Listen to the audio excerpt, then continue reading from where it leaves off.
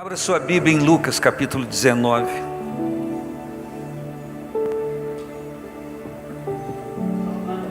Quando a gente declara que Ele deixou o céu para nos buscar, e a gente declara que Ele veio nos resgatar, somos nós falando, é o nosso entendimento, é a nossa receptividade ao que Ele veio fazer.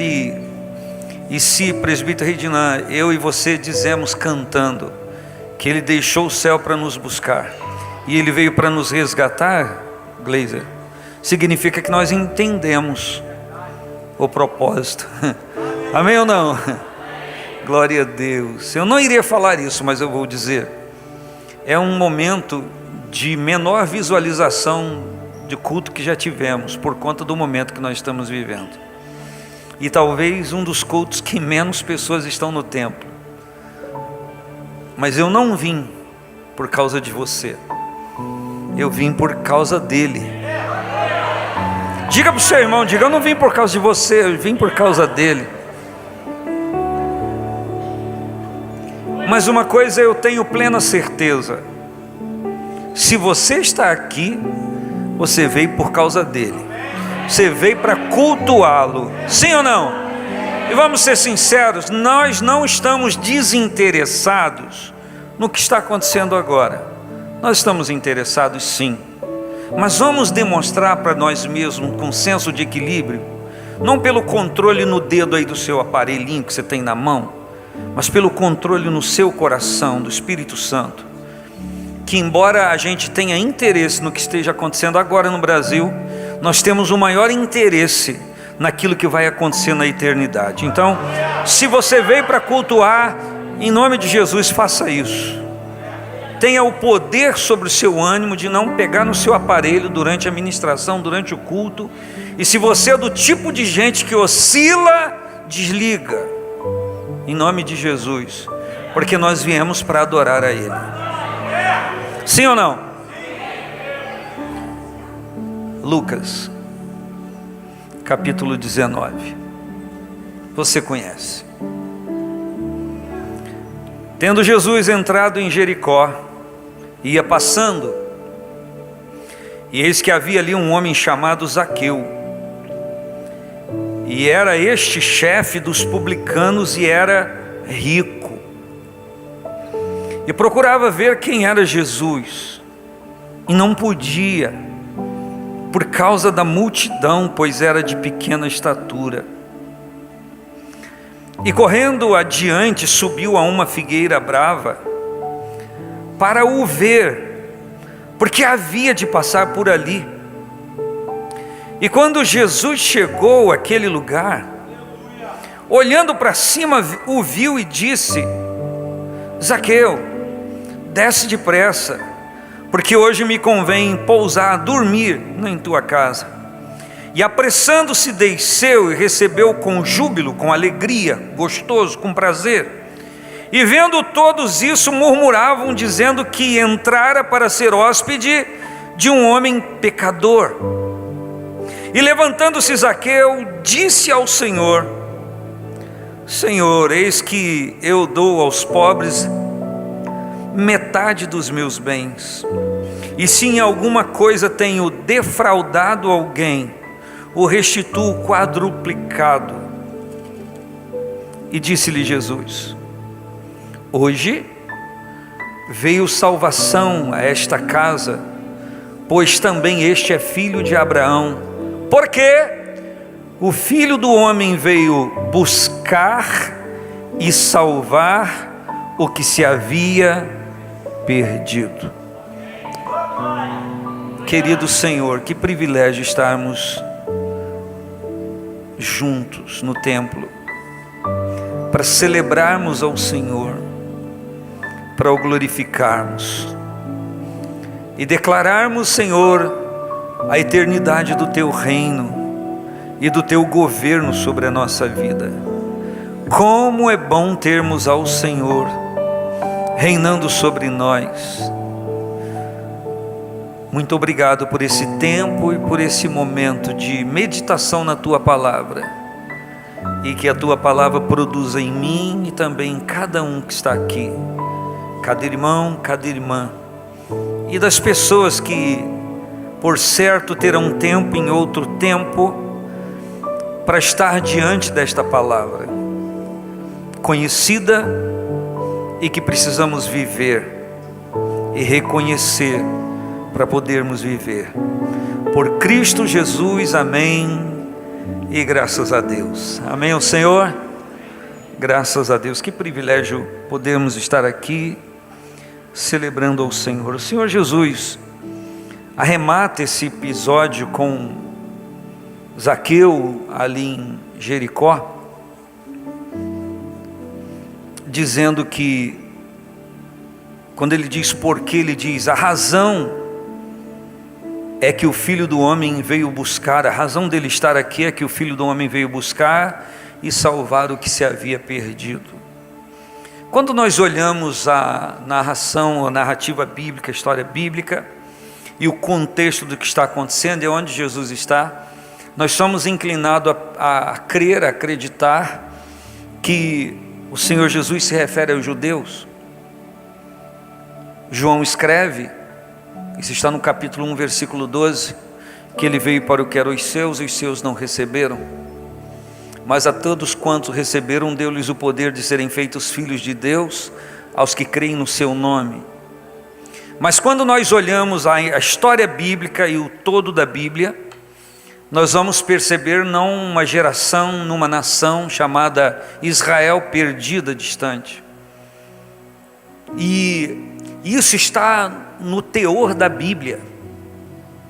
Quando a Bíblia diz que o clamor de Sodoma e Gomorra subiu até ele, quando a Bíblia diz que o pecado de Nínive o incomodava, e ao invés de destruir Nínive,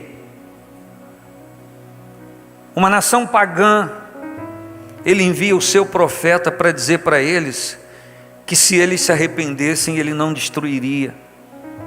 Então nós não vemos um Deus na Bíblia, ou Deus verdadeiro, preocupado com uma nação. Nós vemos o Deus que criou todas as coisas, interessado em remir e redimir tudo aquilo que Ele criou.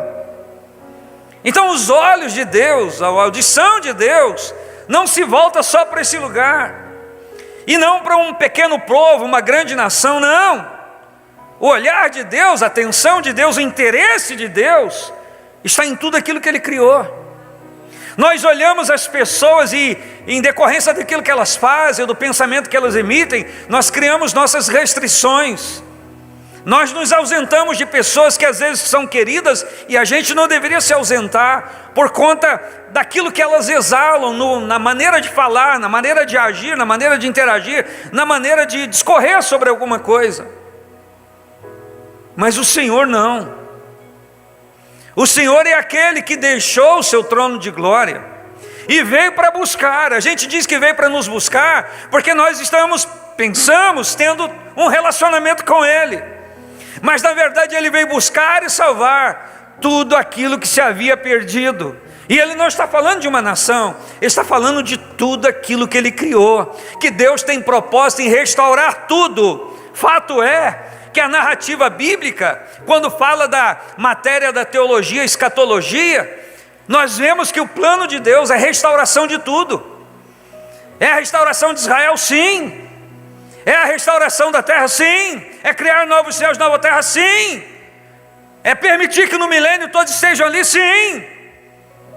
Mas a Bíblia diz que o Senhor tem um projeto lindo, maravilhoso, para aqueles que durante o tempo que viverem, tiverem o privilégio, porque eu digo que é um privilégio, de cumprir o que diz Atos 4:12: nenhum outro nome é dado entre os homens, pelo qual devamos ser salvos, a não ser o nome dEle.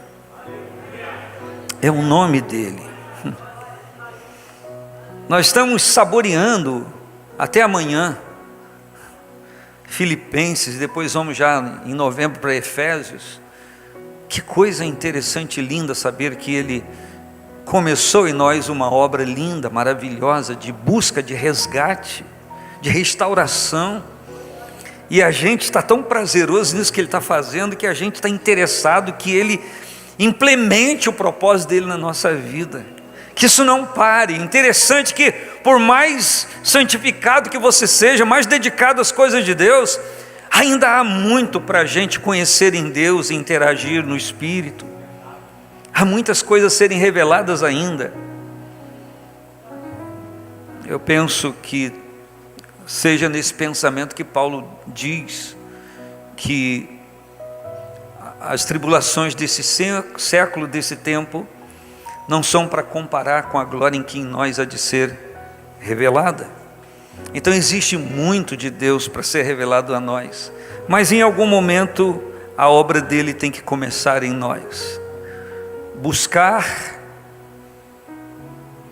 ele veio buscar e ele veio salvar, ele veio identificar-nos, ou veio para identificar em nós, para nós, a nossa realidade espiritual. E a gente volta os olhares e a nossa mente lá para o primeiro momento do pecado, pós-pecado, quando ele busca Adão, para tirá-lo da circunstância em que ele estava. E interessante que o Senhor não o deixa no jardim que ele plantou para ele, ainda põe querubins com espada inflamada, querubins protegendo a entrada, e uma espada inflamada para que ele não tivesse entrada, e sequer tivesse acesso à árvore da vida em pecado. Ele é banido daquilo ali, mostrando para mim e para você que a gente precisa saber das perdas que a gente tem na vida, e muito mais na futura, se nós nos distanciarmos de Deus por nossa opção. Mas a mesma palavra que mostra para mim e para você os prejuízos que nós temos, mostra os lucros, os dividendos que nós temos quando estamos perto de Deus. E quem faz essa escolha, embora ele veio buscar e salvar, quem faz a escolha de ser encontrado e conviver com essa bênção que ele veio fazer, não é ele.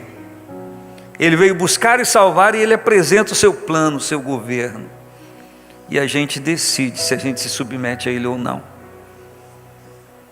Há uma grande possibilidade de aqui nesta casa agora não ter uma pessoa que ainda não tenha feito uma aliança com o Senhor e não a esteja vivendo.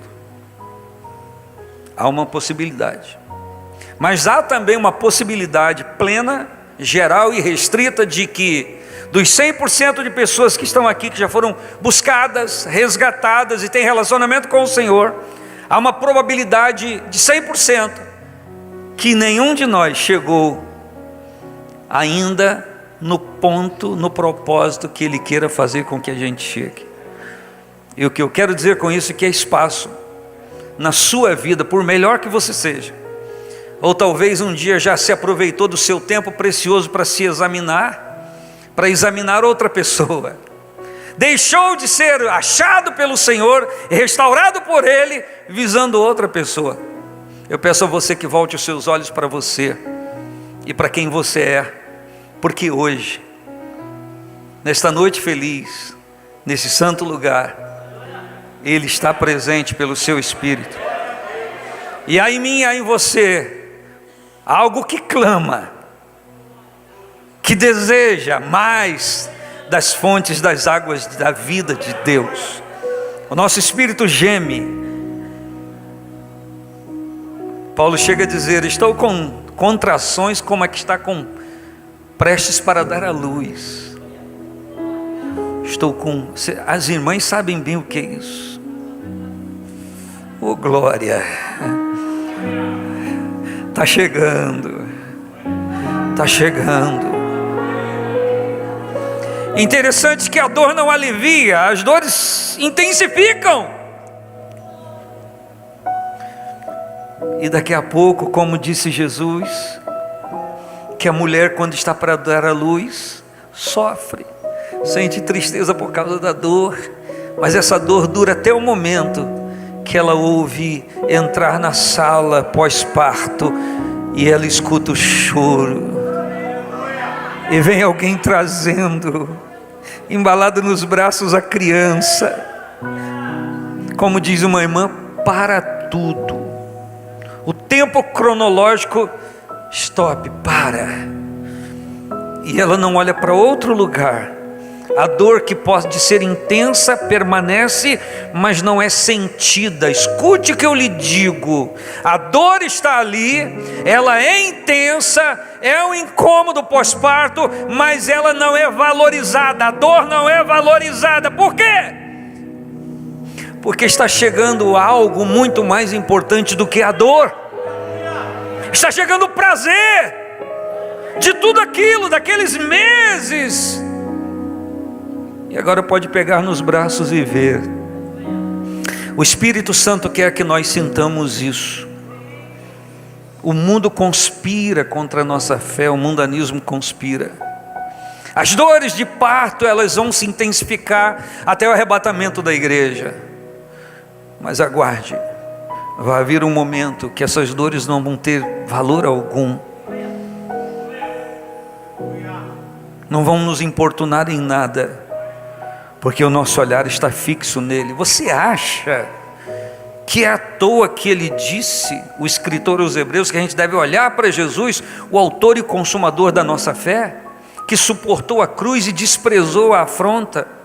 Me permita ser repetitivo a você. O receituário está dado, a afronta há, a dor está presente, a luta está presente, mas despreza ela. Despreza elas. Por quê? Porque existe um prêmio. Existe um prêmio que só vai pegar quem vencer. Você vai vencer. Você. A igreja vai vencer. Por quê? Porque as portas do inferno não prevalecem, nem prevalecerão contra a igreja do Senhor. Eu quero relembrar para você versículos básicos como João 10:10. O ladrão vem senão roubar, matar e destruir. Foi o que ele fez. É o que ele anda fazendo. Roubar, matar e destruir. Mas Jesus disse: eu vim para que tenham vida. Ele está dizendo: enquanto o ladrão está roubando, matando e destruindo, eu estou dando vida. Eu vou repetir. Enquanto o ladrão está roubando, matando e destruindo, eu estou dando vida. E esta vida está sendo oferecida a cada dia para mim e para você. O ladrão continua fazendo o que ele sabe fazer, só aquilo. Mas o Senhor Jesus continua dando vida, vida, vida. E Ele diz: vida em abundância. Seja algo que transcende todo roubo, toda morte, toda destruição que o inimigo queira ou faça na vida de alguém. João diz que, ele escreveu que Jesus disse que para isso se manifestou o Filho de Deus, para desfazer as obras do diabo. Vai desfazendo. Ele pega e vai desfazendo. Deixa eu profetizar a palavra para você. Talvez você veja alguma coisa acontecendo na sua vida hoje. Você diz: não é obra de Deus. Ele se manifestou para desfazer isso. Você quer que Ele desfaça? Ele está aqui, Ele desfaz. É preciso crer, Ele faz. E por que não dizer que todos nós um dia já fomos alvos dessa ousadia dele? A Bíblia diz que Jesus disse: eu não vim para destruir as almas dos homens. Está em Lucas 9, eu vim para salvá-los. É o meu propósito, só salvar. Foi para isso que eu vim. Glória a Deus. No tempo de Jesus já havia algumas pessoas como no nosso que se achavam muito boas, que se alguém tivesse direito à graça divina e à dádiva do céu, seriam elas, porque elas são tão boazinhas. E Jesus disse para essas pessoas que se consideravam muito boazinhas e justas por si só, Ele disse: não vim chamar os que se consideram justos ao arrependimento, mas eu vim chamar os pecadores ao arrependimento. Essa obra Ele fez na nossa vida. Ele fez. Porque o arrependimento já é algo que está presente na nossa vida ou não. Está presente na sua vida ou não, irmão crente? Está ou não está? Claro que sim, claro que sim. Nós temos o Espírito Santo que nos guia toda a verdade, que nos ajuda a não permanecer daquilo da onde nós já fomos tirados. Aonde abundou o pecado, superabundou a graça de Deus. Ele fez isso. E a Bíblia diz em 1 João 3,5, João se expressa assim: bem sabeis que Jesus se manifestou para tirar os nossos pecados, porque nele não há pecado. Está falando de alguém que ainda não se relaciona com Ele. Está falando de alguém que está com bloqueios na vida e que precisa resolver. Ele está aqui para completar a obra que Ele começou. Eu vou dizer de novo, Jesus está aqui, está sempre para concluir a obra que Ele começou. Você pode dar glória a Deus por isso? Amém.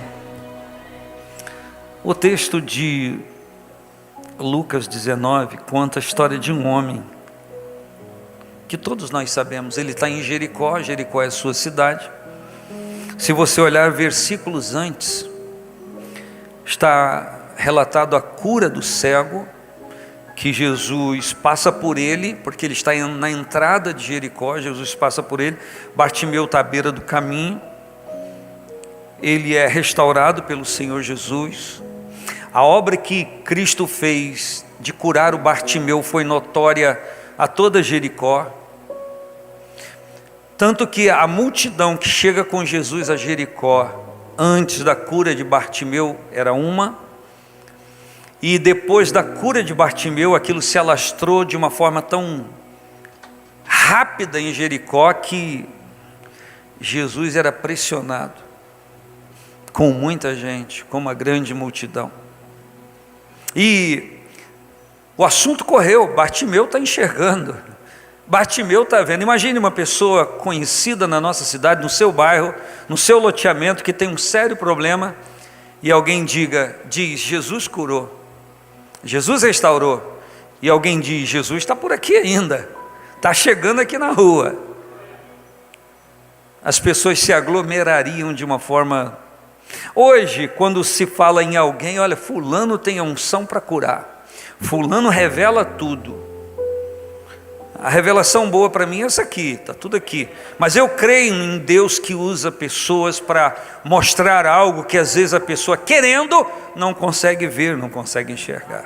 Eu creio nos dons espirituais. Mas tem gente que, como é um trocadilho que você sabe, a Bíblia diz que Jesus declarou: esses sinais seguirão os que crerem. E Ele os relata, os sinais. Você já ouviu dizer que tem gente que, ao invés de seguir a Jesus para que sinais o sigam, porque ela crê em Jesus, as pessoas seguem os sinais. E nem sempre pessoas que seguem sinais conseguem crer em Jesus. Porque quando as pessoas seguem sinais que se manifestam em determinadas pessoas, e elas não creem em Jesus primeiro para ver os sinais, elas conseguem ver uma outra coisa: o defeito e as falhas da pessoa em quem se manifestam os sinais, a ponto delas em algum momento dizerem, aquilo não era Deus, e pecam até contra o Espírito Santo, dando o seu laudo espiritual, porque não aceitam que haja fragilidade em uma pessoa. E eu não estou sendo apologista da fragilidade do pecado, porque perfeição no sentido exato só há nele, só em Jesus. Foi Ele que se manifestou para tirar o pecado. É a pureza dele que purifica a imundície de quem quiser ser limpo. Não há outro, é só Jesus. Mas é claro que o Zaqueu ficou interessado. Zaqueu é chefe do pessoal que cobra impostos para Roma. E, segundo a história, haviam duas classes de cobradores de impostos. Haviam aqueles que eram os que patrocinavam os romanos, que dirigiam, gerenciavam toda a cobrança, que eram, a gente poderia dizer assim, os diretores do sistema. Existe um nome dado para eles, equestres, não sei se eles tinham alguma coisa a ver com cavalo, mas alguma coisa parecida com isso. Eles eram os diretores do sistema. E haviam as pessoas chamadas autóctones, que funcionava como existem alguns projetos missionários, que ao invés de pegar uma pessoa do Brasil e levar para, vamos lá, Nova Zelândia, a agência missionária descobre alguém lá na Nova Zelândia, que teme ao Senhor, que tem um chamado, que quer evangelizar, e eles então mantêm aquela pessoa exclusivamente para evangelizar e assalariam aquela pessoa. Fica muito mais barato, a pessoa não precisa gastar tempo em se aculturar a questão do país, a falar a língua, a saber dos modos, jeitos e trejeitos do povo. E por um valor muito menor, aquela pessoa é mantida, e por conta de estar à frente nos quesitos que já falei, a sua postura se torna muito mais efetiva do que enviar outras pessoas que vai ter problema inúmeros pessoais, familiares e enfim. É chamado autóctones. O governo romano fazia isso. Chegava num lugar que eles estavam dominando, numa província, num lugar, e contratava pessoas daquela localidade para ser os cobradores de impostos. Eu volto a dizer, são chamados autóctones, que estão ali junto, que moram junto na localidade.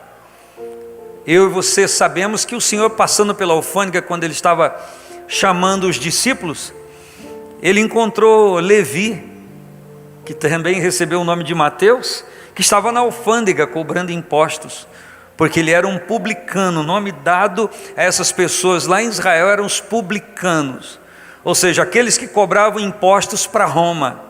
De quem eles cobravam impostos? Cobravam impostos do próprio povo que eles eram. No caso, o Zaqueu não era apenas um Levi que cobrava impostos na coletoria, na alfândega, porque Jericó está estrategicamente num ciclo do bálsamo, que passando por Jericó ia direto para o Egito. Então era um centro arrecadador muito forte, porque por ali passavam as caravanas dos bálsamos e tinha que pagar ali, mas as pessoas dali também tinham que pagar. E o que havia em relação a Zaqueu? Uma revolta, porque ele não só era um publicano, mas ele era chefe deles.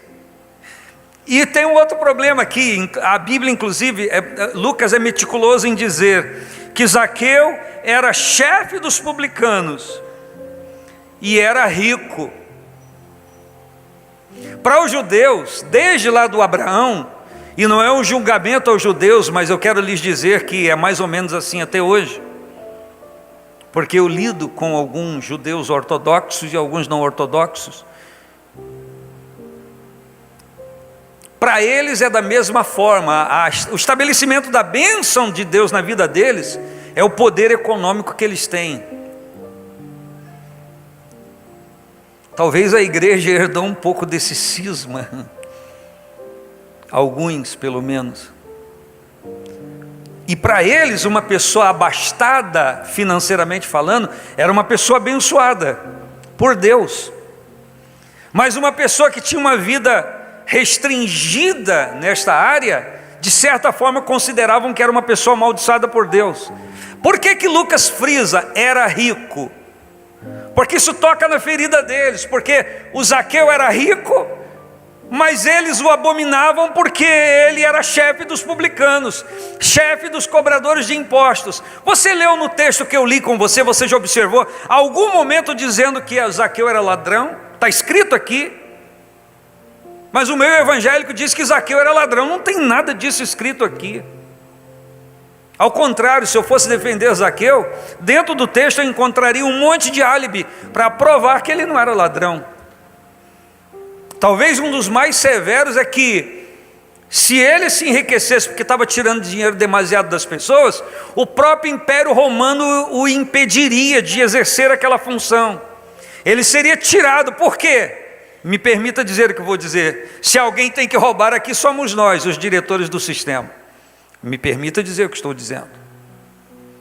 Então há uma improbabilidade dele estar cobrando desmedidamente além do que deveria cobrar. Embora João Batista diga para os publicanos da sua época que eles não cobrassem mais do que deveriam cobrar. Então, de alguma forma, o próprio João Batista, que chamava quem vinha a ele para ser batizado, dizia assim carinhosamente: raça de víboras. E ele não falava com essa cara, ele falava com a cara truculenta, porque assim era o povo. Então Deus deu um profeta truculento para eles. E o texto aqui diz que esse homem, chefe dos publicanos, chefe dos cobradores de impostos, ele era rico, o cara tinha dinheiro, tinha posses, e essa contradição massacrava a mente dos judeus. Como que ele pode ser rico abastado, se riqueza para nós é um atestado da benevolência de Deus, da bênção de Deus, e ele é rico sendo isso que ele é? Então ele dava um nó na mente deles. E qual era a característica física de Zaqueu? O texto diz: de pequena estatura. E o que eu vou dizer não é ironia nem um gracejo. Não sei se ele tinha nanismo, mas quando a Bíblia diz que ele era de pequena estatura, dá-nos a entender que ele tinha uma estatura menor que a média das pessoas. Ele era baixo. Não sei se ele tinha essa questão do nanismo no seu corpo. O texto não diz, só diz que ele era baixo. Quando diz que ele era de pequena estatura, diz que ele era bem abaixo da média. É só o entendimento do texto. E a Bíblia diz que ele, igual todas as pessoas, procurava ver, está escrito aqui no versículo 3, quem era Jesus. Ele queria saber quem era Jesus. Ele não queria sentar-se com Jesus para tomar um café, almoçar, comer um aipim cozido em casa com um leite quente ou qualquer outra coisa, um café. Não era isso que ele queria. Ele não queria comer um peixe, porque tem lugar que a gente vai e tem lago e não tem peixe. Não é verdade? E aí a pessoa disfarça, continua olhando para a Bíblia, para baixo. Ele queria nada disso, ele queria ver só. Quando a Bíblia diz queria saber quem era Jesus, está dizendo, ele queria ter um contato visual. Ele queria saber aquela pessoa que curou o Bartimeu. Mas quando esse homem tem o desejo de todo mundo, e o texto diz no versículo 3 que ele procurava ver quem era Jesus, o texto diz, não podia. Por que ele não podia? Não podia por causa da multidão. Por quê? Porque era de pequena estatura, então a multidão era maior que ele. E aí a gente faz uma conjectura que todo mundo gosta de fazer quando passa por aqui, que às vezes existem na vida de uma pessoa a probabilidade de multidões de problemas impedir essa pessoa de enxergar quem é Jesus, de ter um relacionamento de perto com Jesus. E ao primeiro problema, ao primeiro confronto, a primeira afronta, ao primeiro impedimento, há uma tendência as pessoas de desistirem, está vendo? Todo mundo pode, todo mundo consegue. Aí nós vamos para o vitimismo, só eu não consigo, Deus só não olha para mim, olha para todo mundo e me deixa aqui. Se Zaqueu fosse vitimista, se Zaqueu aceitasse essa condição dele, e quando a Bíblia diz que a multidão não o permitia, não deixava, ele não conseguia porque tinha muita gente em volta de Jesus, pensa comigo, será que Zaqueu bateu no ombro de alguém, ou na cintura de alguém, ou no lado de alguém, deixa eu chegar? Não, ele era persona não grata, ele era uma pessoa não bem aceita, por conta daquilo que era o seu trabalho. E a Bíblia diz que por conta disso ele não conseguia ver quem era Jesus. Mas ele queria. E a dificuldade que se opôs a ele não o demoveu do propósito. Tem uma multidão que não me permite vê-lo, quem ele é. Mas eu não desisto. Por que eu não desisto? Porque uma coisa súbita nasceu dentro de mim, eu tenho um desejo. Zaqueu prova que a sua riqueza, o seu dinheiro, encontrou um valor maior, se deparou com algo maior. Aquilo que o satisfazia agora não o satisfaz mais, porque ele agora tem um desejo dentro do coração, algo que pulsa, algo que a sua corrente sanguínea se acelera, porque o seu coração bate forte. Eu não estou sendo poético, eu não estou sendo melódico com você, é exatamente isso que isso acontece. Só que ele não desiste à primeira oposição.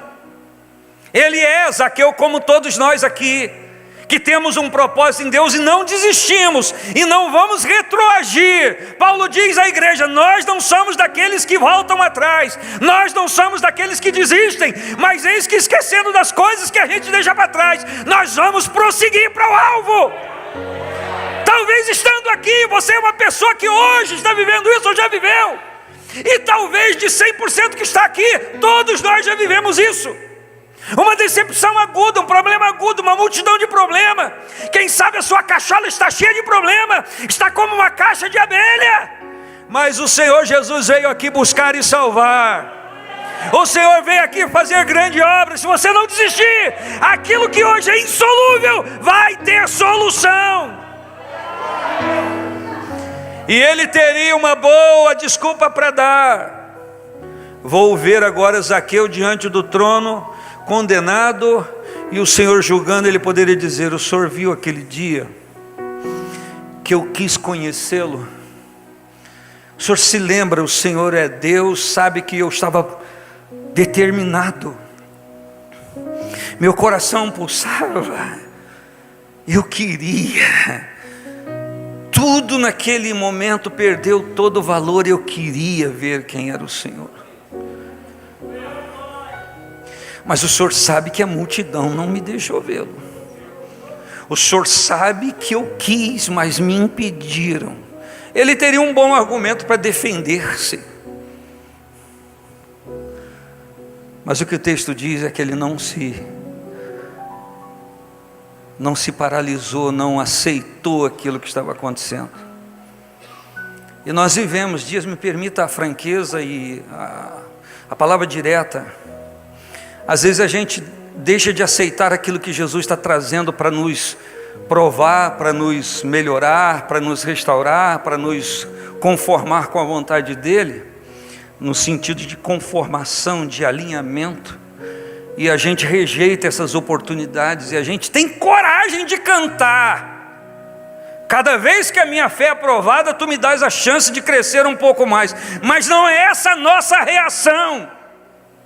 A gente não age dessa maneira. As pessoas na maioria não agem dessa maneira. Está tendo oposição, está tendo confronto, está tendo dificuldade, a gente não olha para o cântico que a gente gosta de cantar e até chora. Eu não estou ironizando, eu estou contando a história do que acontece. Não é uma ironia, é uma verdade. Cada vez que a minha fé é aprovada, tu me dás a chance de crescer um pouco mais. Parece-nos que para algumas pessoas a reação é: cada vez que a minha fé é aprovada, o Senhor está querendo abrir uma cova e me enterrar. Mas não, se você está na mão dEle, se você foi buscado por Ele, restaurado por Ele, vive relacionamento com Ele, é improvável que Ele não governe o seu coração e a sua vida. Foi dito aqui o que diz Romanos capítulo 8, se não me engano: quem? Se Deus é por nós, quem? Completa aí o versículo para a pessoa que está do seu lado. Se Deus é por nós, quem? Diz para ela. Diga: quem será contra nós? E esse versículo, a tradução original da palavra será contra, não é se opor. Porque Deus é por mim, eu tenho um monte de situação espiritual que se opõe a mim, é o diabo mesmo. Então, se Deus é por nós, quem será contra nós? O diabo, o mundanismo, o sistema do governo do anticristo contra nós, o espírito dele que já está no mundo. A palavra quer dizer: se Deus é por nós, quem vai oferecer resistência a nós a fim de nos impedir de ter relacionamento com Ele? Não é quem se oporá, mas quem vai nos vencer. Se Deus é por nós, ninguém vai nos deter, porque Deus é por nós. E é no nome dEle que a Bíblia diz, o salmista diz: arvoraremos pendões. Arvorar pendão, pegar um mastro com a bandeira e balançá-la. a balançá-la. Exército derrotado não vinha com bandeira, exército derrotado não hasteava pendão, bandeira. Vinha todo mundo arrebentado, mas o exército vencedor vinha com a bandeira hasteada, o batedor na frente, outro cavalgando com a bandeira, simbolizando, declarando para o forte onde eles estavam indo que eles venceram a batalha. Arvoraremos pendões em nome do Senhor. Eu vou levantar a bandeira daquele que me salvou. Glória a Deus. Ele está aqui, o Senhor está aqui, é Ele, é por Ele, é nele. Porque todas as coisas são dele, por Ele e para Ele. Glória, pois, a Ele. Você pode dizer glória a Ele, pode dizer. E quando eu digo de não desistir, eu não estou diminuindo a sua batalha ou desprezando, até porque nem é mérito meu. Quem sou eu para emitir parecer da sua luta e da sua batalha? Mas você sabe o que você sente. E o problema todo é que há pessoas que vivem dificuldades e pensam que ninguém vive. Parece que só eu estou sofrendo no mundo e ninguém mais. Porque o ser humano tem a qualidade, que não é uma qualidade, de olhar para si e de se valorizar tudo que ela tem, inclusive a dor, o sofrimento. E aí não consegue enxergar ou perceber que Pedro fala: quando vocês forem provados, não se sintam surpresos, porque a mesma aflição se cumpre entre os vossos irmãos no mundo. Todo mundo sofre. E o problema dessa multidão, que porque Zaqueu era rico e era o chefe de uma classe, de uma elite, eles achavam que ele não tinha problema. Mas não obstante o fato da multidão achar que Zaqueu não tinha problema e rejeitá-lo também, e não abrir caminho para ele ir até Jesus, ele sabia do que havia nele. O Zaqueu sabia. Você sabe o que há em você, das lutas que você passa, das suas limitações, das suas dificuldades.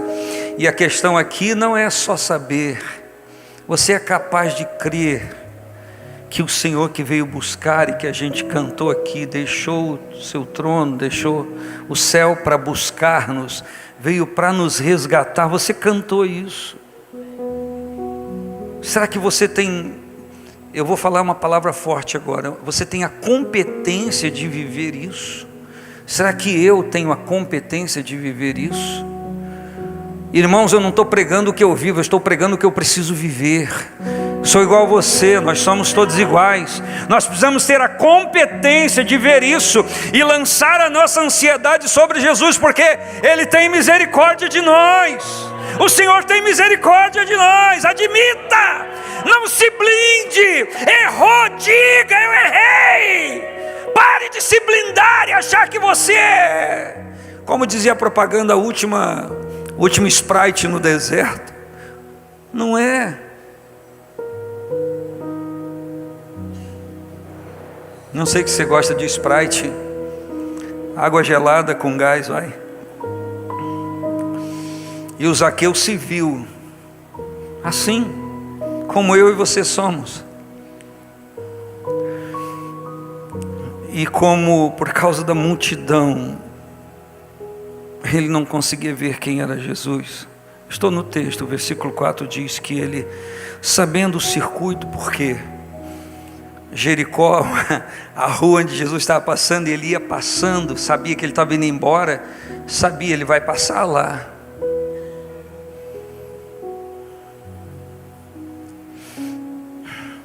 Não é uma conjectura do texto, mas é um pensamento. Sabia dos passos de Jesus, passando por Jericó, conhecia o trajeto de Jericó, e já sabia, ele vai passar lá naquele lugar. É preciso que eu e você enxerguemos o local onde o Senhor vai passar. Eu não estou falando físico, estou falando de postura espiritual. Eu preciso enxergar em mim a postura espiritual que eu preciso ter, onde Jesus vai me visitar com a sua unção, com o seu poder, com a sua... Eu preciso saber meu endereço espiritual que eu devo estar para ser tocado por Ele. Eu estou falando de propósito, propósitos em Deus, propósito do Senhor. Eu estou falando de postura espiritual. Eu sei que no estado que eu estou, eu não vou receber a bênção. Eu sei que fazendo o que estou fazendo, não vou ser alvo da bênção, da plenitude que Ele tem para me dar. Eu sei que a postura espiritual que eu estou agora manifestando, não vou ser tocado como eu preciso. Então o que eu tenho que fazer é me arrepender, confessar, mudar de vida. Estar na postura espiritual onde Ele vai passar. Vocês estão entendendo? O caminho espiritual, a forma que Ele vai fazer. Então eu vou me desapegar de coisas que eu preciso me desapegar. E o Zaqueu se desapegou da dificuldade. Bom, eu não posso vê-lo nessas condições, não me deixam. A multidão, essas circunstâncias são impróprias para aquilo que eu espero nele. Mas eu não vou desistir. Essa multidão não vai me fazer parar. Ela não vai me reter, ela não vai me deter. Tem uma força em mim que me impele a agir, a fazer alguma coisa por mim. Eu não vou fazer alguma coisa por Jesus, não vou fazer uma coisa por ninguém. Eu vou fazer por mim, porque eu preciso fazer alguma coisa por mim. Em relação a Jesus, você é o tipo de pessoa que, estando aqui, compreende que você precisa fazer alguma coisa por você em Jesus, e que aquilo que você tem que fazer, ninguém aqui pode fazer, e aquilo que Deus já poderia ter feito, Ele já fez. Ele deixou o seu trono, Ele veio te buscar, Ele veio te restaurar. Então o mínimo que você possa corresponder a isso é se dobrar a isso e admitir isso. Eu vou fazer alguma coisa por mim. E quando você decidir fazer alguma coisa espiritualmente por você, você vai chegar no momento, no clímax do seu relacionamento com o Senhor. Porque talvez você pensou que alguém poderia fazer alguma coisa por você espiritualmente falando. Ninguém aqui pode, a não ser orar. Só eu posso tomar posturas espirituais na minha vida, para a minha vida, que vão determinar meu relacionamento com Jesus. Só você, para você. Você acha que a gente não vai continuar sendo afrontado? Você acha porque eu sou um dos pastores nessa igreja, todo mundo me trata bem, estende tapete para eu passar? Você acha isso? Na semana passada eu sofri um desagravo de uma pessoa que mal abria a boca para falar comigo, mas na hora de me arrebentar me chamou até de feiticeiro. Disse que eu aclamei a igreja para dizer que Bolsonaro era mito. Quando é que vocês viram isso aqui acontecendo? Nunca me relacionei com a igreja dessa forma. Então, por causa disso, eu vou me martirizar e sofrer o dano. Nossa, ai meu Deus, não, eu vou desprezar essa afronta. Eu vou desprezar essa afronta em nome de Jesus. Eu estou dando um exemplo. Talvez antes de chegar em casa ela vai mandar mensagem para mim. Está falando de mim? Falando de você não. Se arrependa. Eu e você precisamos aprender a desprezar a afronta. Quando a afronta traz subsídios de coisas que estão acontecendo na nossa vida, a gente tem que pensar nela, nos aplicarmos aquilo que é verdade e mudarmos. O Zaqueu falou: não vão me deixar vê-lo não, né? Tudo bem, eu só queria vê-lo. E o texto então diz, existem tantas coisas lindas no texto, mas embora sejam 8 horas, só eu tenho que já correr para finalizar. E correndo adiante,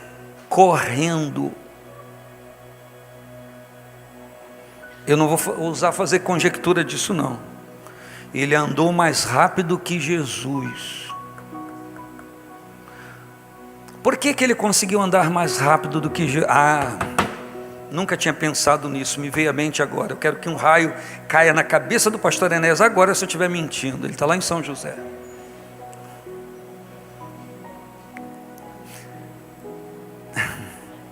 A mesma multidão que o impediu de ver Jesus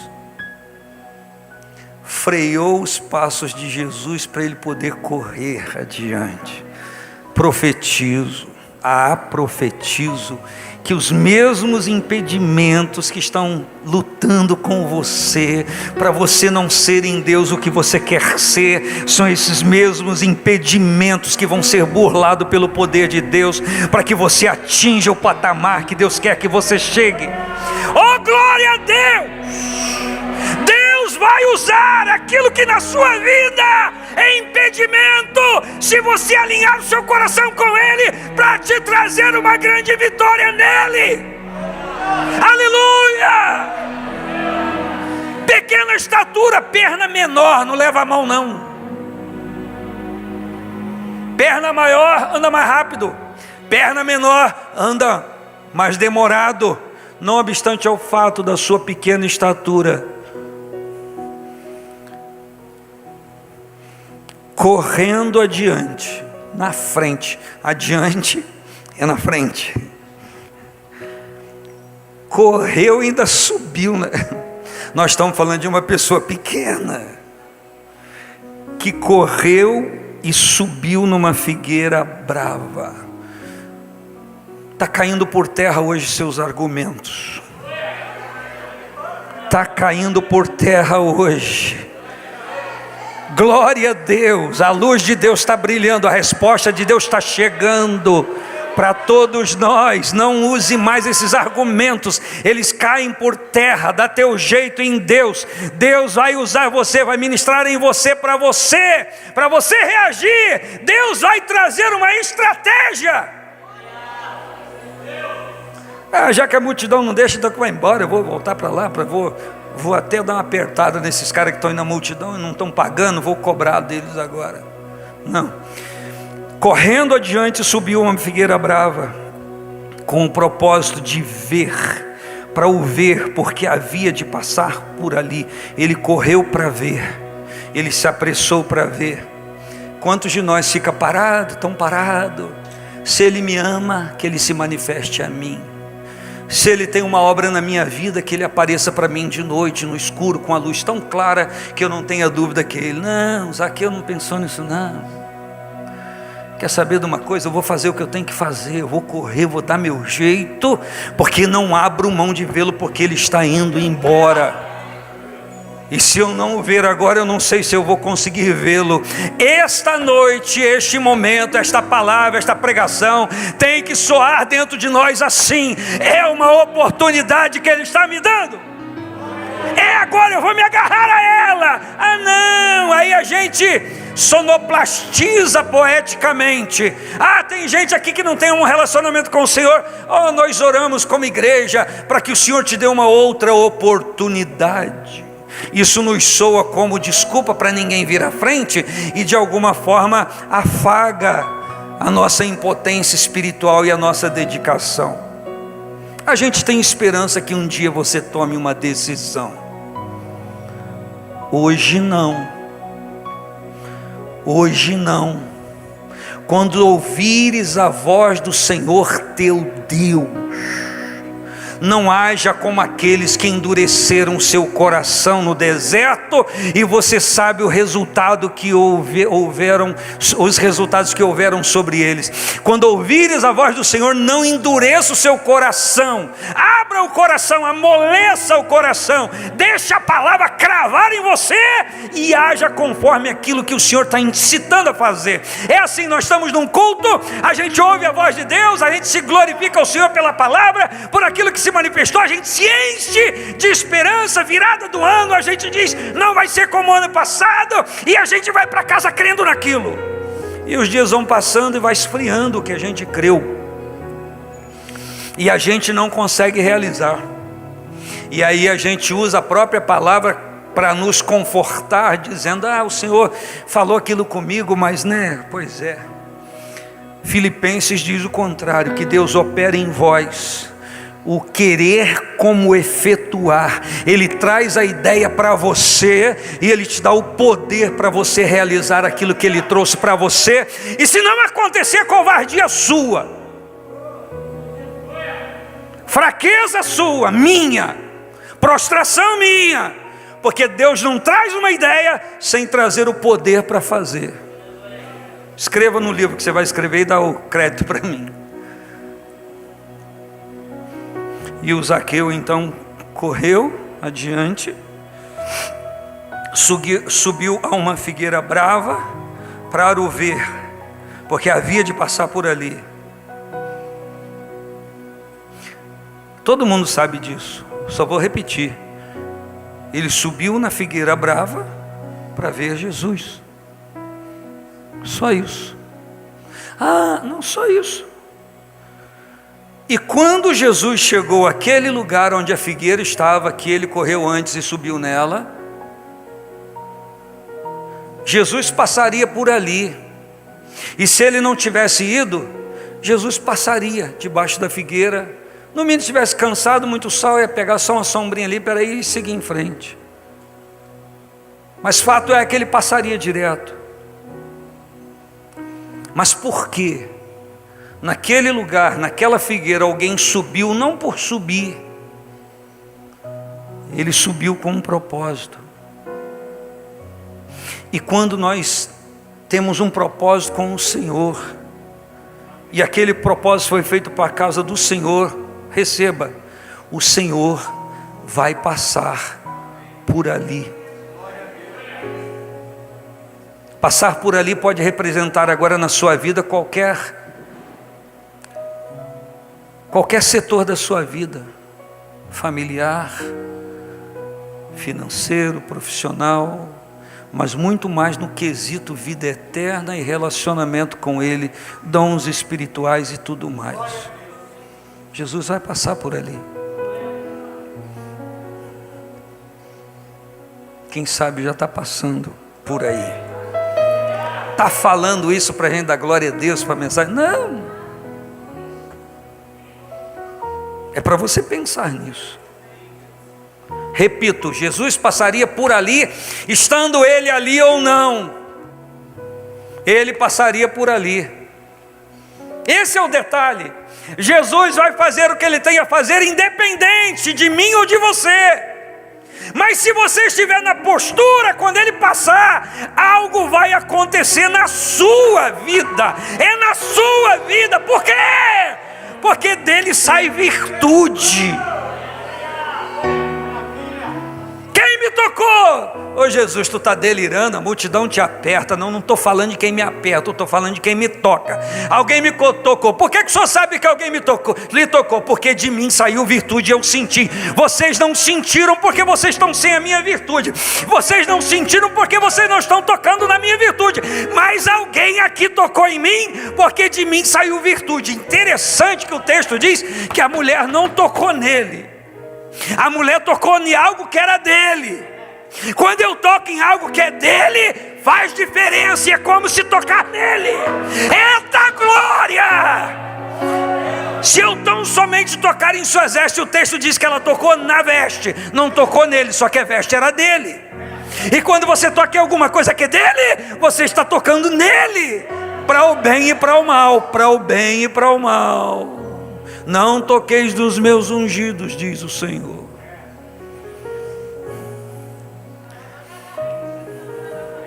Tem virtude em Jesus para pessoas aqui que tocarem nele hoje. E a virtude dele é bastante para resolver aquilo que é preciso resolver. Você pode crer nisso?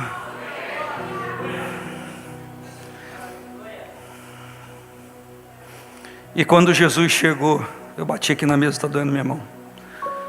Chegou naquele lugar, ele está olhando o horizonte, ele está indo.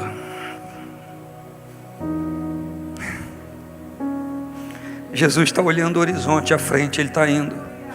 Mas quando ele chega naquele lugar que alguém tem um propósito, Jesus não olha mais o horizonte. Ele não olha o geral. Ele olha para aquela pessoa que tem um propósito com Ele. Jesus está aqui olhando o horizonte, panoramicamente todos nós. Ele está vendo quem tem um propósito com Ele. Jesus está olhando o horizonte, mas Ele fixa o olhar naquele que tem um propósito com Ele. E interessante que a pessoa que tem um propósito com Ele sabe que Ele parou para olhá-lo. Você já se sentiu espiado por Jesus? Você já sentiu isso? Eu estou sendo espiado por Ele. Ele está olhando para mim. Ele está interessado em mim. Sinta-se esta noite como alguém sobre quem recai o interesse do Senhor. Está olhando para mim. Você quer uma importância maior do que essa? Alguém que quer ver Jesus e a multidão o impede, traça uma estratégia, corre na frente, sobe na figueira para ver Jesus. E aí ele descobre uma coisa, que mesmo quando a multidão o impedia de vê-lo, Ele, o Senhor, já o enxergava. Porque a multidão que nos atrapalha de problemas e tantas outras coisas pode nos impedir de vê-lo, mas não impede Ele de nos ver. Ele te vê agora.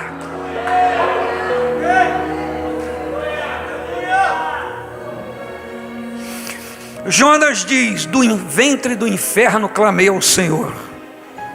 E ele diz, Jonas, no ventre do peixe, ele diz: a minha oração entrou perante a face do Senhor. Se Ele não te visse, Ele não seria Deus. Ele é Deus, te vê. Mas quando você se posiciona para ser visto, esse olhar dele se manifesta de uma forma mais esplendorosa. Você pode sair daqui, desistido e tudo, não tem mais jeito, mas a palavra que você está recebendo, eu estou recebendo, nós estamos recebendo, depõe contra isso, que há sim poder no nome de Jesus e no olhar de Jesus. Deve ser por isso que João disse: eu estou vendo os olhos dele. Nossa, é como chama de fogo. Está quente, ou seja, nada foge do olhar dele. Repetindo o que disse dias atrás, até porque está na Bíblia. Paulo diz: todas as coisas estão nuas e patentes diante daquele com quem nós temos que tratar. Deus nos vê, nus. Esse vestido aí colorido aí, bacana, não ofusca a vista de Deus. Não o Brasília, não o corcel, não ofusca a vista de Deus. Qualquer que seja a sua cabeleira, careca,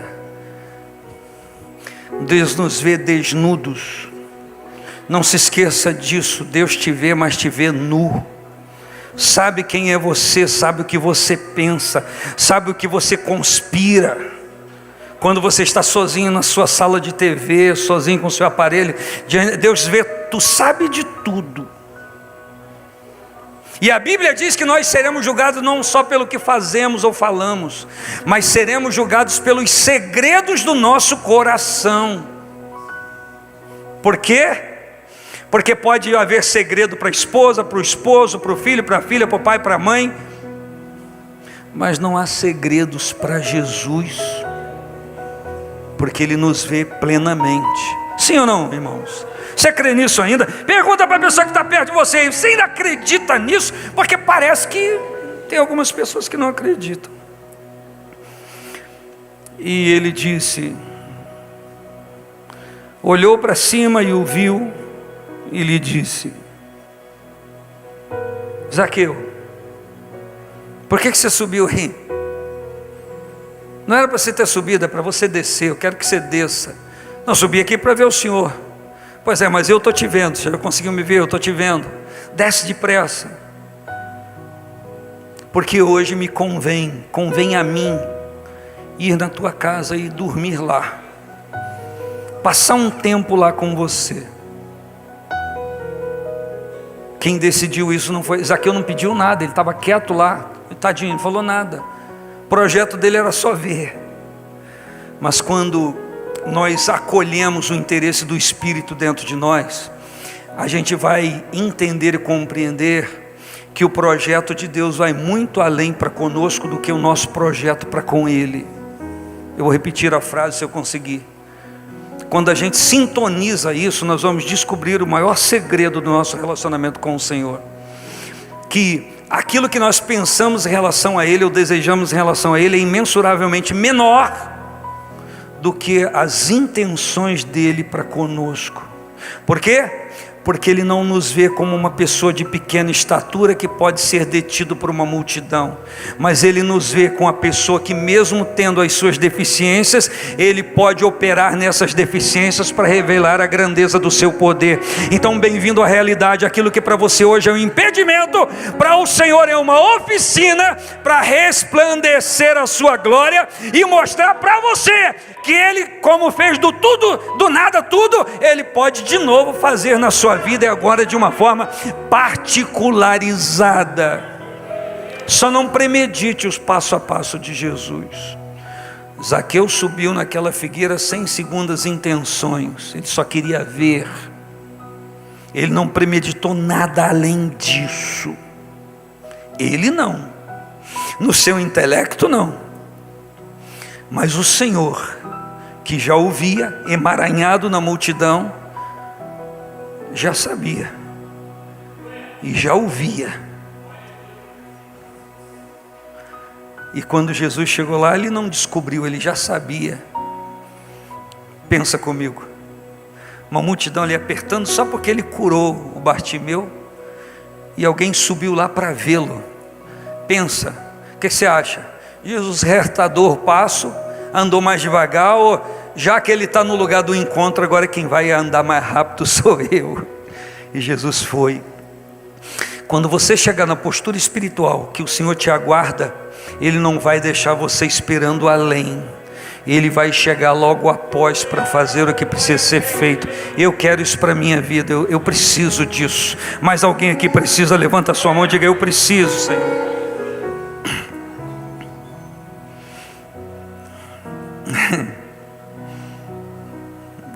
Bom, eu só queria vê-lo, agora ele quer ir na minha casa.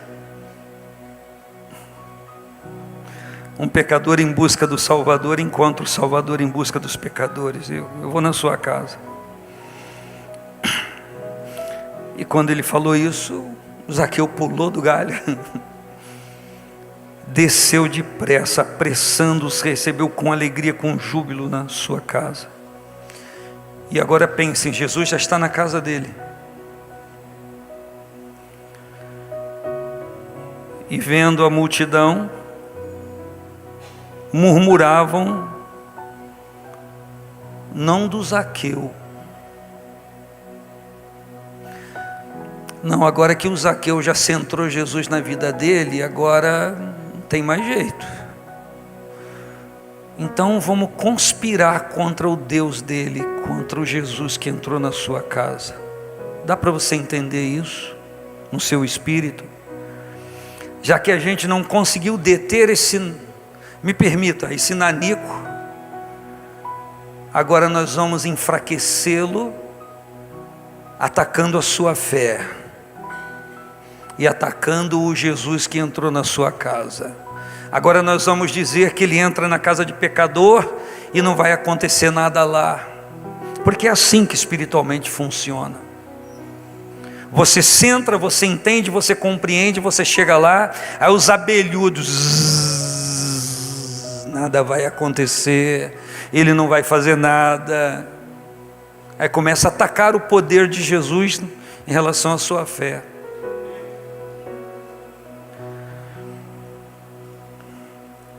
Ele agora é hóspede de um homem pecador. Eles só estão com ciúmes. Você acha que Jesus não sabe quando um está com ciúme do outro?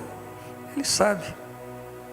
Eles só estão com ciúmes, porque eles estão em Jericó e os sacerdotes moravam em Jericó, porque o custo de vida em Jerusalém era muito alto. Então a maioria dos sacerdotes moravam em Jericó. Você vê naquela parábola do bom samaritano, ou do samaritano, deram o tipo bom samaritano, que os sacerdotes desciam de Jerusalém depois de fazer o serviço no templo e moravam em Jericó, porque o custo de vida era mais barato, e subiam de novo para trabalhar. Eles moravam lá. Agora tinha um monte de sacerdote lá. Ele escolhe dormir na casa de quem? A resposta não é de um pecador, a resposta é naquele que abriu o coração para Ele. Jesus vai pousar naquele que abriu o coração para Ele. E eu quero te dizer que Ele não está limitado na carne, Ele é onipresente. Ele está na minha casa, mas na tua também. Ele está na minha vida, mas na tua também. Vai ficar comigo amanhã, mas com você também. Ele não é exclusivo meu nem seu. É para todo que invocar o nome dEle. E levantando-se Zaqueu, disse ao Senhor Jesus: Senhor, eis que dou metade dos meus bens aos pobres. Um homem rico diz: dou metade dos meus bens aos pobres. Não é porque ele não gostava do dinheiro, não. A história a tradição que não está escrito aqui na Bíblia, mostra que a vida de Zaqueu mudou totalmente. Inclusive Clemente, um dos primeiros lá da igreja, diz que ele foi bispo e de Cesareia, esse Zaqueu. Tal é a transformação de Jesus na vida dele. Por quê? Porque Deus ainda pega uma pessoa do monturo e o coloca assentado entre os príncipes do seu povo. Tem gente que esquece de completar. Deus pega alguém do monturo e põe assentado no meio dos príncipes, mas é dos príncipes do seu povo. E a Bíblia então diz que ele diz: dou metade dos meus bens aos pobres. É aí a minha tese que defende o Zaqueu. Ele está falando com Jesus, e a obra já estava feita no coração dele e na vida dele. Então não havia mais lugar no Zaqueu para mentir. Se havia antes, agora não mais. Por quê? Porque agora Jesus entrou na vida dele. E Jesus já vai dizer: hoje veio salvação a esta casa. Jesus já vai dizer, mas antes dele dizer, o Zaqueu diz: dou metade dos meus bens aos pobres. Isso é fato. Porém, porque tem uma curriola aí que me chama de ladrão, se em alguma coisa, ele não diz nem dinheiro, ele não diz roubei, me arrependo, devolvo. Ele diz: se em alguma coisa tenho defraudado alguém. Ele está dizendo para Jesus: a salvação já chegou na casa dele. Se em alguma coisa tenho defraudado alguém, o restituo quadruplicado. Se ele era o bandido, ladrão inveterado, e ele pega a riqueza dele e dá metade aos pobres, ele fica só com a metade, ele não tinha nem como dar quadruplicado à multidão que ele roubou, se ele tivesse roubado, porque ele não teria haveres para restituir. E ele está falando para Jesus, e ele diz: salvo engano, como diz os advogados, se eu me equivoquei, me enganei, se fiz uma conta errada, se a maquininha acabou a energia, eu tive que fazer a conta no lápis, e eu errei alguma coisa, eu devolvo como a lei diz. A lei dizia que se alguém roubasse de alguém, tinha que devolver quadruplicado, mas não dizia que tinha que dar metade aos pobres. Ele diz primeiro: dou metade aos pobres, vou me desapegar. Agora, incrível, se você folhear a escritura, você vai ver o jovem rico no capítulo 18, um camarada que tinha muitos haveres e disse não àquilo que ele pretendia, porque ele pergunta a Jesus: que farei para herdar a vida eterna? E Jesus diz o que ele tem que fazer, e ele sai triste porque tinha muito dinheiro, contrapondo a uma decisão negativa de alguém em relação ao Senhor. Está a história de Zaqueu aqui viva. Jesus não pediu para ele dar metade dos bens aos pobres. Por quê? Porque a salvação já tinha entrado na casa. Ele voluntariamente disse, e ele disse: se roubei, devolvo quadruplicado, como a lei diz. Por quê, meus amados irmãos? Porque nosso relacionamento com o Senhor determina mudança na nossa vida. Paulo diz à igreja: aquele que roubava não rouba mais, antes com o seu trabalho vai se esforçar para se sustentar. E qualquer coisa que fazíamos na carne não vamos fazer mais, porque agora há um espírito de vida de Cristo Jesus que governa a nossa vida. Então nosso relacionamento com o Senhor dispõe mudança de vida. Eis que se alguém está em Cristo, nova criatura é. As coisas velhas já passaram, eis que tudo se profetizo para mim, em nome de Jesus. As coisas velhas já passaram, se há algum resquício tem que passar, porque tudo se fez novo em Cristo Jesus e por Cristo Jesus. Você pode profetizar para você: eu estou em Cristo, e já que eu estou em Cristo, as coisas velhas já passaram, e todas as coisas são novas, transformadas pelo poder de Deus. Há um momento em que Paulo escreve à igreja dizendo: eu não duvido que as coisas velhas já passaram, mas vê se não tem aí algum resquício, alguma poeira, algum fragmento daquilo que foi removido pelo Senhor. Vê se não ficou aí, igual lá quando você come um biscoito e fica aquela poeirazinha sobre a mesa. Vê se não tem aí um vestígio daquilo que vocês já se desapropriaram quando me encontraram. Veja aí, se analisa. A Bíblia e o Espírito Santo me desafia você a ver se tem resquício de malignidade na nossa vida. E eu profetizo: se tem, o vento de Deus vai passar e vai jogar essa moinha, essa poeira fina para longe de você, porque você quer andar em novidade de vida. Sim ou não? Quem quer, diga glória a Deus. E ele diz, Jesus diz: hoje veio salvação a esta casa. Por quê? Porque este é filho de Abraão, e porque o Filho de Deus veio buscar e salvar o que se havia perdido. Buscar e salvar o que se havia perdido. Nessa postura, eu e você temos que ser igual ao filho pródigo.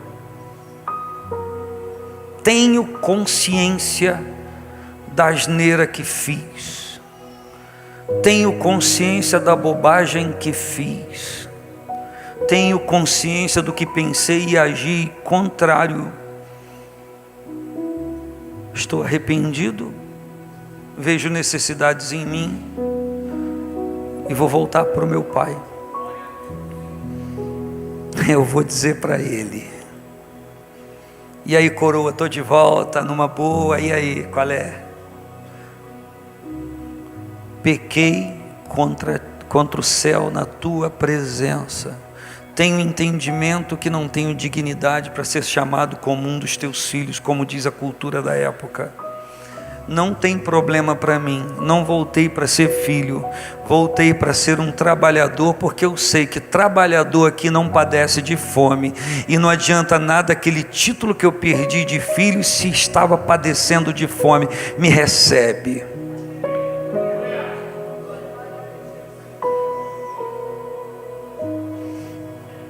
Jesus recebe. Tem um hino na harpa que diz assim: oh, recebe-me, Senhor, quando venho me prostrar.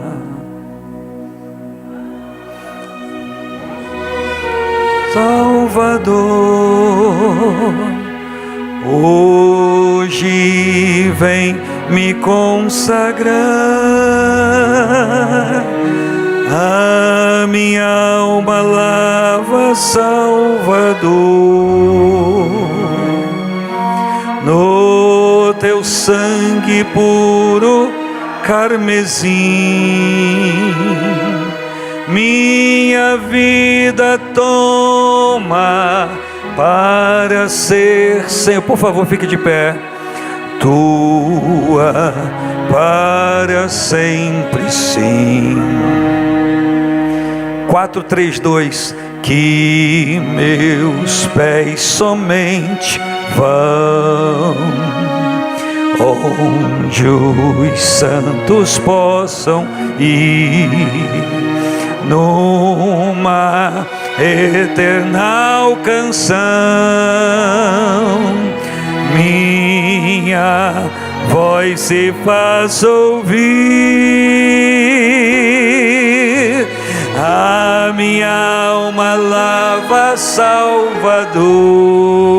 Seja a nossa oração agora. No teu sangue puro. Diga você, minha vida toma. Diga, minha.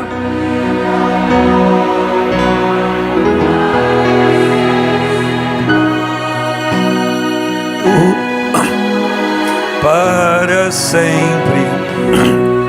A estrofe 3, depois a 4. Seja o meu tempo já consagrado em teu labor. Diga,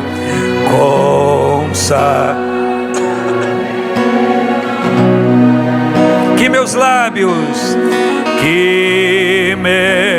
lábios, Jeová, falem só do teu amor. A estrofe 4. Toma, Deus, o meu querer, a minha vontade, faz o teu, ó Salvador. Olha isso, cante e diga, hoje habita no. Diga para ele, enche-me no teu fervor, a minha alma lava. Diga, no teu sangue puro, no teu. Minha vida toma, minha vida para tua, para. Agora, nenhuma condenação há para os que estão em Cristo Jesus, que não andam segundo a carne, mas segundo o Espírito, porque a lei do Espírito de vida em Cristo Jesus me libertou da lei do pecado e da morte. O Espírito de vida em Cristo me libertou da lei do pecado e da morte. Estenda sua mão ao Senhor. Oramos a Ti, Senhor, neste momento. Declaramos a nossa necessidade do Senhor. Manifesta a Tua glória e a Tua graça em nossa vida. E que a gente não seja detido por nenhuma multidão de coisas que vêm para nos impedir, mas que a gente vá em frente, dando glória ao Teu nome, celebrando ao Senhor. Manifesta o Teu poder na vida do meu irmão, na vida da minha irmã, na minha vida, na vida da igreja, Senhor. Oh Deus, em nome de Jesus Cristo, e que haja uma revelação para todos nós, que nós podemos sim ir em frente a frente, pelo poder que em nós habita, em nome de Jesus. Você está aí, você pode dar glória ao nome do Senhor. Não há ninguém aqui tão bom que não precisa do Salvador Jesus, e não há aqui ninguém tão mau que não possa se envolvendo com Ele ter a sua situação resolvida e administrada pelo seu poder. Você pode crer nisso, pode concordar com isso, em nome de Jesus? Então comece a fazer isso a partir de hoje. Tem alguém perto de você aí, como a gente já fez isso agora? Invista uns segundos em oração junto com essa pessoa.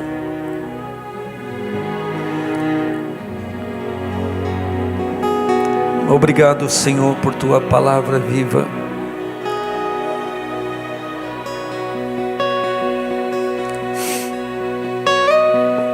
Obrigado pela comunhão no Espírito.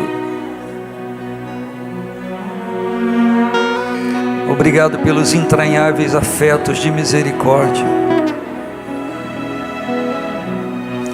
Obrigado pela comunhão de amor.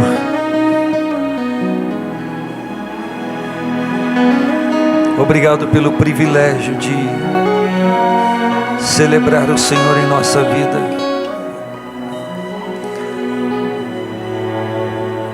Nós não precisamos que o Senhor nos mostre que haja ou que há lugar diante do Senhor de arrependimento e de mudança de vida,